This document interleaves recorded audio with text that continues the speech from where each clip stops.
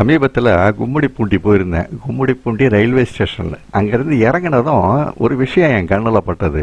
இந்த கும்மிடிப்பூண்டி அப்படிங்கிற பேரை அங்கே எழுதியிருக்கிற ஒவ்வொரு போர்ட்லேயும், அதாவது ஹிந்தியில் அவங்களுடைய லாங்குவேஜை அவங்களுக்கே ஒழுங்காக எழுத தெரியல, ஒவ்வொரு போர்டுலையும் ஒவ்வொரு மாதிரி எழுதியிருக்கிறானுங்க. யதார்த்தமாக இது என் கண்ணில் பட்டது. அதில் உள்ள அந்த தவறுகள்லாம் சுட்டி காட்டுறேன் பாருங்க. நல்ல வேலைக்கு தமிழ் மட்டும் பக்காவாக கரெக்டாக இருக்குது, தமிழும் இங்கிலீஷும். அந்த ஹிந்தி மட்டும் படாத பாடுபட்டிருக்கு இவனுங்கள்ட்ட. ஒவ்வொன்றா வரிசையாக காட்டுறேன் பாருங்க.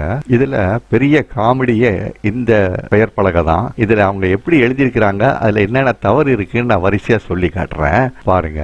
அதாவது அதில் உள்ள முதல் தவறு, ஒரு வட்டம் போட்டு காமிச்சிருக்கேன். அது எப்படி இருக்கும், அந்த எழுத்து என்ன அர்த்தம் ஆகுது அப்படின்னு சொல்கிறேன் பாருங்க. இந்த வட்டம் போட்டு காமிச்சிருக்கிற இந்த எழுத்து இருக்கு பார்த்தீங்களா, இதை ஹிந்தியில் ப்ரூ அப்படின்னு படிப்பாங்க. இப்படி எழுதுனாதான் அது பூ அப்படின்ற நம்ம தமிழ் சொல்லுக்கு அர்த்தமாகும்.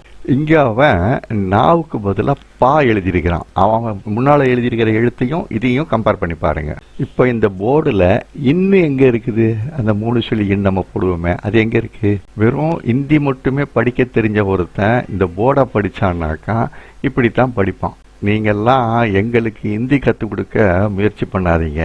எங்கள் கிட்ட இருந்து நீங்கள் ஹிந்தியை சரியாக கற்றுக்கங்க. இந்த கும்மிடிப்பூண்டி எப்படி எழுதணும் அப்படிங்கிறது இங்கே மேலே பாருங்கள். இதை பார்த்தாவது திருத்துங்க. இன்னும் மற்ற ஸ்டேஷன்கள்லாம் எப்படி இருக்குதோ அதை கவனித்து பார்த்தோம்னா தான் தெரியும்.